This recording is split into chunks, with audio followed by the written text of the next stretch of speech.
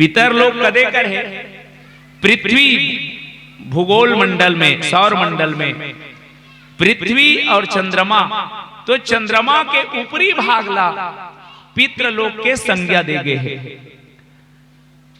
पितर लोक में वो जन्म लेबर वेटिंग करत रथे और बहुत अकनमन जन्म लेकर आके नया नया अपन शरीर धारण कर डर थे।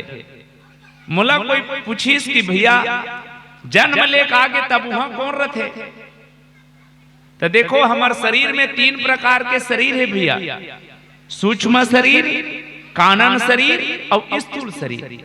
तो वहां एक सूक्ष्म शरीर हा हमार पितर बन के इंतजार करत रथे, वेटिंग करत रथे, अगोरा करत रथे, आवाओ ए तोर ही पितर कौन बनिस ते कर गोट।